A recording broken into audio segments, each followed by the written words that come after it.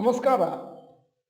ಇವತ್ತಿನ video 10,000ದ power ನೋಡಿ ಆಶ್ಚರ್ಯಚಕಿತರಾಗಿ. ನಾನು ಡಾಕ್ಟರ್ ಭರತ್ ಚಂದ್ರ. ವಿಡಿಯೋಗಳ ಉದ್ದೇಶ ಕನ್ನಡಿಗರ ಫೈನಾನ್ಷಿಯಲ್ ಎಜುಕೇಷನ್. 10,000ದಲ್ಲಿ ಏನು ಬರುತ್ತೆ, ಹಿಂದಿನ ದಿನಗಳಲ್ಲಿ ಕೂಡ ವ್ಯಾಲ್ಯೂ ಇರಲಿಲ್ಲ ಅಂತ ಹೇಳುವವರಿಗೆ ಮತ್ತು ಮೂಗು ಮುರಿಯುವವರಿಗೋಸ್ಕರ ಈ ವಿಡಿಯೋ ಮಾಡಿದ್ದೇವೆ. ಮತ್ತೆ ಬಹಳಷ್ಟು ಜನಕ್ಕೆ ಕನ್ಫ್ಯೂಷನ್, ಇದೇನು ಹಿಂದಿನ ಕಾಲದಲ್ಲಿ ಬಂದ ಕತೆ ಮುಂದಿನ ದಿನಗಳಲ್ಲಿ ಬರಬಹುದಾ? ಅದಕ್ಕೆ ಉತ್ತರವನ್ನು ಕೂಡ ಈ ವಿಡಿಯೋದಲ್ಲಿ ಕೊಡ್ತಾ ಇದ್ದೇವೆ. ಷೇರುಗಳಲ್ಲಿ ಲಾಂಗ್ ಟರ್ಮ್ ಅಪ್ರಿಸಿಯೇಷನ್ ಬಂದೇ ಬರುತ್ತೆ.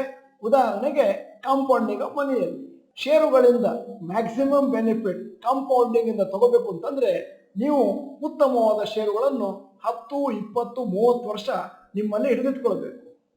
10,000 ರೂಪಾಯಿಯನ್ನು ಜನವರಿ 2000ರಂದು ಬೇರೆ ಬೇರೆ ಷೇರುಗಳಲ್ಲಿ ಹಾಕಿದ್ದಿದ್ರೆ ಮತ್ತೆ ಇವತ್ತು ಎಷ್ಟು ವ್ಯಾಲ್ಯೂ ಬರ್ತಾ ಇದೆ ಅಂತ ನಿಮ್ಮ ಮುಂದೆ ಒಂದು ಪಟ್ಟಿ ಇಟ್ಟಿದ್ದೇನೆ. ಮತ್ತು ಕೊನೆಯಲ್ಲಿ ನಮ್ಮ ಕಮೆಂಟ್ಸ್ ಮತ್ತು ಅಬ್ಸರ್ವೇಷನ್ ಅನ್ನ ಕೇಳುವುದನ್ನು ಮರಿಬೇಡಿ. Value of 10,000 invested in January 2000 Nifty 50 indices.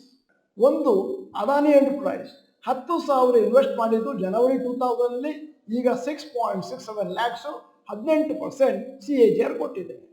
Asian paint 19.10 lakhs 24% ಕೊಟ್ಟಿದೆ. ಆಕ್ಸಿಸ್ ಬ್ಯಾಂಕ್ 18.6 ಲ್ಯಾಕ್ಸ್ 23% ರಿಟರ್ನ್ಸ್ ಕೊಟ್ಟಿದೆ. ಬಜಾಜ್ ಫೈನಾನ್ಸ್ 1.62 ಲ್ಯಾಕ್ಸ್ 35% ರಿಟರ್ನ್ಸ್ ಕೊಟ್ಟಿದೆ. ಬ್ರಿಟಾನಿಯಾ 7.9 ಲ್ಯಾಕ್ಸ್ 19% ರಿಟರ್ನ್ಸ್ ಕೊಟ್ಟಿದೆ.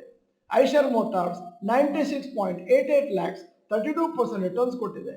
HDFC ಬ್ಯಾಂಕ್ 9.71 ಲ್ಯಾಕ್ಸ್ 20% ರಿಟರ್ನ್ಸ್ ಕೊಟ್ಟಿದೆ. L&T 7.73 ಲ್ಯಾಕ್ಸ್ 19% ರಿಟರ್ನ್ಸ್ ಕೊಟ್ಟಿದೆ.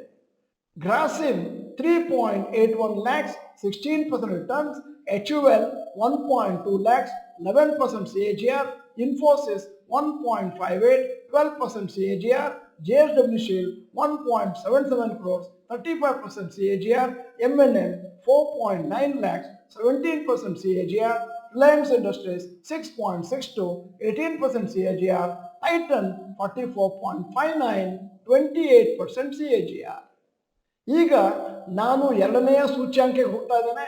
10,000 invested in January 2000 Nifty next 50 indices ನಲ್ಲಿರುವ ಸ್ಟಾಕ್ಗಳು. ಚೋಳಾ ಇನ್ವೆಸ್ಟ್ಮೆಂಟ್ 18.76 ಲ್ಯಾಕ್ಸ್ ಕೊಟ್ಟಿದೆ, 24% ಹಾಗೆ 10,000 ಇನ್ವೆಸ್ಟ್ಮೆಂಟ್ಗೆ ಜನವರಿ 2000. ಕೆನರಾ ಬ್ಯಾಂಕು ಸ್ಟಾರ್ಟ್ ಆಗಿದೆ 2003, 87,000 ರೂಪಾಯಿ ಕೊಟ್ಟಿದೆ, 10% ಹಾಗೆ. ಡಾಬರ್ 2.88 ಲ್ಯಾಕ್ಸ್ at 14%. ಹ್ಯಾವೆಲ್ಸ್ 2001 1.02 crores 34% ಹಾಗೆ. IOC 1.08 ಲ್ಯಾಕ್ಸ್ 10% ಹಾಗೆ. Pidilite Industries 9.14 lakhs at 20% per annum. Shree Cement 37.44 lakhs at 27% CAGR. ಮುಂದಕ್ಕೆ ಹೋಗ್ತಾ ಇದ್ದ ಹಾಗೆ cements 14.22 lakhs at 22%. Samvardhana ಮದಸನ್ 1.25 crores at 33%. TVS Motors 11.17 lakhs 21% CAGR. Tata Power 6.22 lakhs 18% CAGR. United Spirits 2.67 lakhs at 14% CAGR. Vedanta 17.11 lakhs at 23% CAGR. Value of 10,000 invested in January 2000 Nifty Mid Cap 50 Index ನಲ್ಲಿ. Ashoka Leyland 3.74 lakhs ಕೊಟ್ಟಿದೆ at 16%. Colgate Palmolive 3.72 lakhs 16% ಆಗಿ. Balakrishna industries 81.92 lakhs 31% ಆಗಿ. Bharat forge 4.39 lakhs at 16%.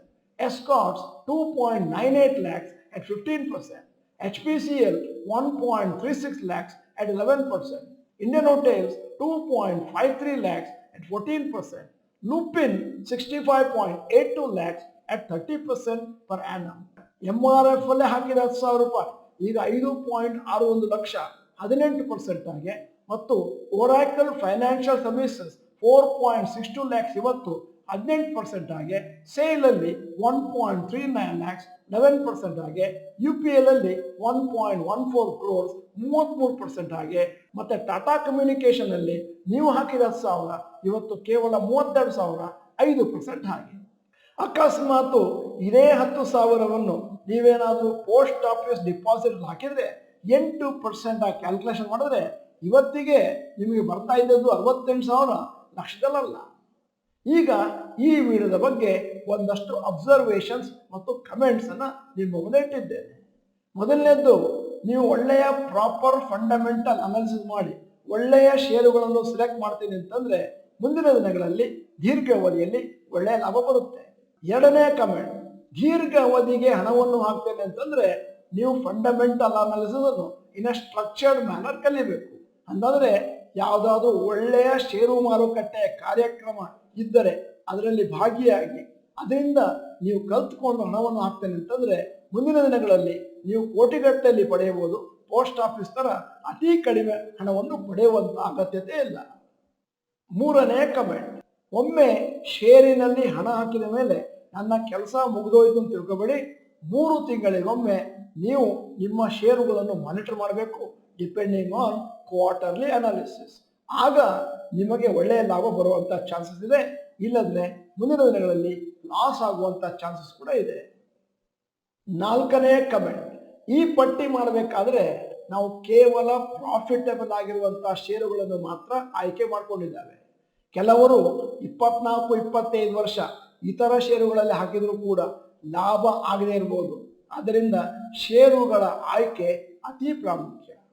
ಈಗ 5ನೇ comment, ಇಲ್ಲಿ ನಾವು ಲೆಕ್ಕ ಹಾಕಿದ್ದು ಜನವರಿ 2000 10,000 ರೂಪಾಯಿಯನ್ನು ಹೂಡಿದ್ದಾಗ. ಅದರ ಬದಲಾಗಿ ಕೆಲವು ಕಂಪನಿಗಳು 2004 2001ರಲ್ಲಿ ಪ್ರಾರಂಭ ಆಗಿದ್ದಾವೆ. ಅವುಗಳನ್ನು ನಾವು ಮೆನ್ಷನ್ ಮಾಡಿಲ್ಲ, ಯಾಕಂತಂದ್ರೆ ಯೂನಿಫಾರ್ಮಿಟಿ ಇನ್ ಕ್ಯಾಲ್ಕುಲೇಷನ್ ಇರುವುದಿಲ್ಲ ಅಂತ. ಉದಾಹರಣೆ ಕೊಡ್ತಾ ಇದ್ದೇನೆ, TCS, ಡಿವಿಸ್ ಲ್ಯಾಬ್, ಮಾರುತಿ ಅವೆಲ್ಲ 2000 ಜನವರಿಯಲ್ಲಿ ಮಾರುಕಟ್ಟೆಯಲ್ಲಿ ಲಿಸ್ಟ್ ಆಗಿರಲಿಲ್ಲ. 6ನೇಯ ಮತ್ತು ಕೊನೆಯ ಕಮೆಂಟ್, ಬಹಳ ಜನಕ್ಕೆ ಒಂದು ತಪ್ಪು ಅಭಿಪ್ರಾಯ ಏನಿದೆ ಅಂತಂದ್ರೆ ಯಾವುದೇ ಶೇರ್ನಲ್ಲಿ ಹಣ ಹಾಕಿದ್ರು ಕೂಡ ಲಾಂಗ್ ಟರ್ಮ್ ಅಲ್ಲಿ ಪ್ರಾಫಿಟ್ ಬರುತ್ತೆ.